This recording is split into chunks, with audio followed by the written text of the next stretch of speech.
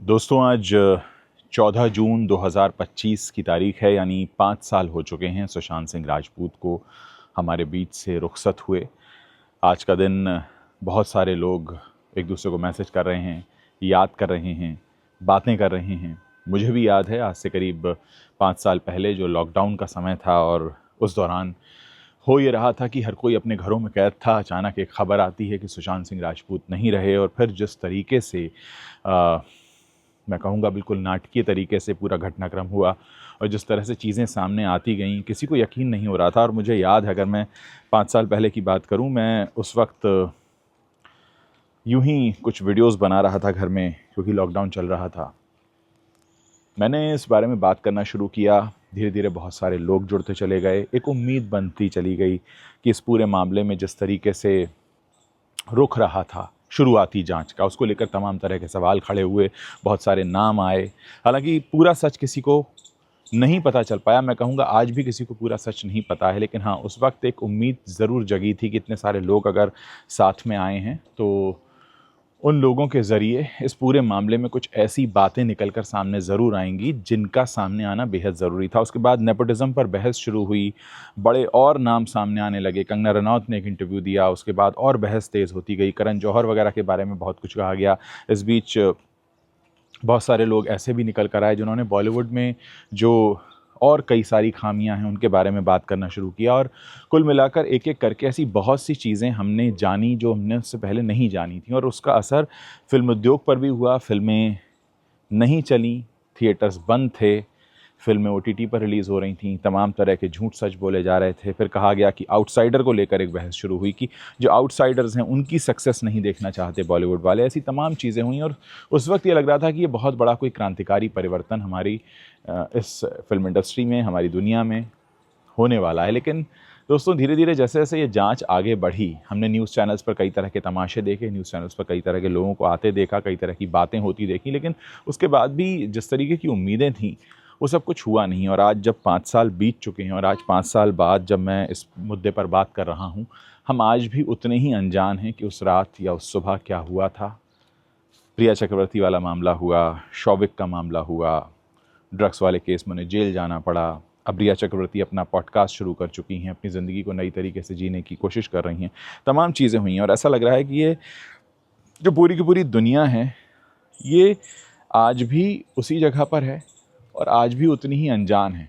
जितना कुछ हुआ, कैसे हुआ, क्यों हुआ, किस वजह से हुआ, आखिर अगर ऐसा नहीं होता तो क्या होता, और क्या वाकई सुशांत के जाने से कुछ ऐसी चीज़ें हुई जो हमें नहीं पता थी, हमें उसके बाद पता चली। तमाम बातें होती रहीं। ड्राइव करके एक फ़िल्म बनी थी उनकी जो नेटफ्लिक्स पर रिलीज़ हो गई। कहा गया कि उसे जानबूझकर बड़े पर्दे पर रिलीज़ नहीं किया गया। कुछ लोगों को ख़तरा लगता था, कुछ लोगों को थ्रेट लगता था, कुछ लोग इनसिक्योर थे।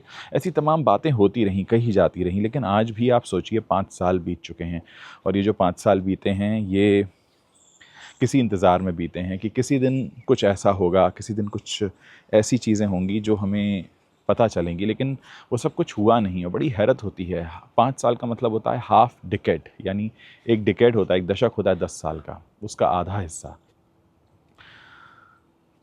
फ़िलहाल सीबीआई की जांच में यही कहा गया है कि ये मामला फ़िलहाल कोई मर्डर का नहीं दिखता। तो फिर क्या हुआ था?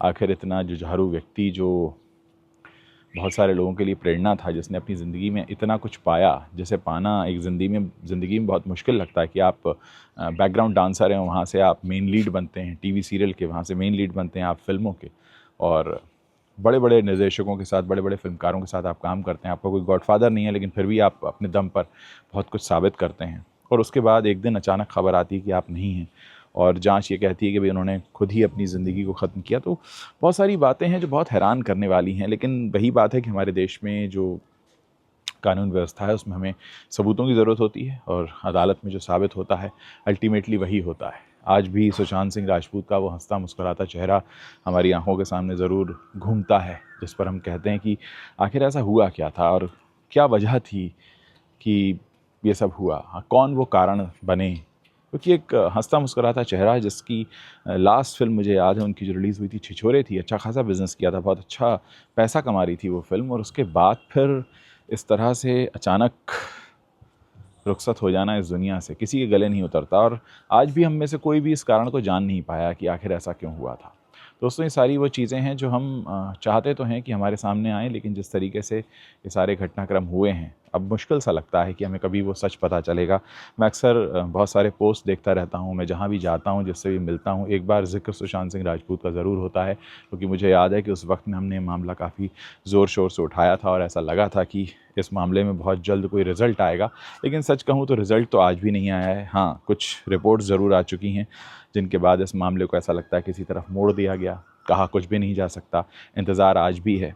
तमाम तरह की बातें अक्सर पॉलिटिशियंस निकल कर आ जाते हैं, अलग अलग पार्टी के, मैं नाम नहीं लेना चाहता उनके, जो अक्सर तरह तरह के वादे करते हैं कि ये होगा, वो होगा, हमने ये पता किया, हमने वो पता किया। और ऐसा लगता है कि सब के सब जो है अपनी राजनीति की दुकान चमकाने में लगे हैं। उनको पता है कि देश की जो जनता है वो इस मामले को लेकर काफ़ी सेंसिटिव है, और क्योंकि वो सेंसिटिव है इसलिए आप इस तरह की बातें अक्सर करने लगते हैं, सिर्फ वोट बटोरने के लिए। जब भी कोई चुनाव आता है, जब भी कोई ऐसी बात होती है जहाँ पर आपको जनता का ध्यान अट्रैक्ट करना है, तो आप ऐसी बातें बोलना शुरू कर देते हैं। बड़े दुख की और बड़े अफसोस की बात है कि एक हंसता मुस्कुराता चेहरा सुशांत सिंह राजपूत का जो हमारे बीच हुआ करता था, अब वो नहीं है, और हम ये भी नहीं जानते कि आखिर ऐसा हुआ क्या, और क्या हम ऐसा करें जो आगे फिर किसी शख्स को वो दिन ना देखना पड़े। दोस्तों, ये बातें बड़ी हैरान करती हैं, परेशान करती हैं, अपने मन में कई तरह के सवाल भी लेकर आती हैं, और हम अक्सर ऐसी चीज़ों के हो जाने के बाद से उनके कारणों की तलाश करते रहते हैं। वो कारण कहीं मिलता नहीं, कहीं नज़र नहीं आता, कहीं समझ नहीं आता। हालांकि फिल्म इंडस्ट्री में इसके बाद तमाम तरह के चेंजेस हुए। आप देखते हैं कि नेपोटिज्म को लेकर एक नई बहस शुरू हुई, और लोगों ने कहा कि भाई जो आम लोग हैं, जो आउटसाइडर्स हैं, जिनका कोई माई बाप नहीं है फिल्म इंडस्ट्री में, उनको भी काम दिया जाए। लेकिन फ़िलहाल स्थितियाँ ये हैं कि आज भी फिल्म इंडस्ट्री में नेपो किड्स लॉन्च होते हैं। आज भी आउटसाइडर होकर फिल्म इंडस्ट्री में काम पाना बेहद मुश्किल है। जैसा कि करण जौहर ने कहा है कि भाई मैं अपनी फ़िल्म बनाऊंगा तो मैं किसी को भी लॉन्च करूं, उससे आपको क्या फ़र्क पड़ता है। मैं किसी के भी बच्चे, भांजे या भतीजे को लॉन्च करूं। लेकिन कहीं ना कहीं समाज में एक अलग तरह का सिग्नल जाता है, क्योंकि एक इंडस्ट्री ऐसी है जहाँ पर बहुत सारे लोग अपना करियर बनाना चाहते हैं। फिर सुशांत सिंह राजपूत का एग्जाम्पल अपने आप में एक ऐसा था कि बिहार से आया एक लड़का जिसने अपने दम पर पहचान बनाई, अपने दम पर अपना नाम कमाया, लेकिन उसके बाद फिर अचानक क्या कारण बने आप खुद सोचिए ना। नाम, पैसा, शोहरत, बहुत अच्छी सेहत, और बहुत एक ऐसा करियर जिसके लिए लोग ख्वाब देखते हैं, जिसके लिए लोग तरसते हैं, वो किसी के पास हो और अचानक वो चला जाए, तो जाहिर है ये बात एक ऐसी है जिस पर आप सवाल तो पूछेंगे, आप जानना तो चाहेंगे। दोस्तों, आज 5 साल हो जाने के बाद आप क्या सोचते हैं सुशांत सिंह राजपूत केस के मामले में? सुशांत सिंह राजपूत जिस तरीके से हमारे बीच से चले गए अचानक, बिना बताए, कोई नहीं जानता क्यों हुआ ऐसा। इस सब मसले पर आप अपनी कोई तो राय रखते होंगे। आप इस बारे में अपनी जो भी राय रखते हैं, मेरे इस वीडियो के नीचे कमेंट सेक्शन है, वहाँ लिखना मत भूलिएगा। मैं इंतज़ार कर रहा हूँ आप सभी लोगों के कमेंट्स पढ़ने का। मैं जानना चाहता हूँ कि क्या आज भी आप लोग इस मामले को लेकर उतने ही गंभीर और सीरियस हैं? क्या आज भी आपको उम्मीद है कि इस मामले में हमें एक दिन न्याय ज़रूर मिलेगा और हमें ये ज़रूर पता लगेगा कि आखिर सुशांत के साथ हुआ क्या था? मैं आपके कमेंट्स पढ़ने का इंतज़ार कर रहा हूँ।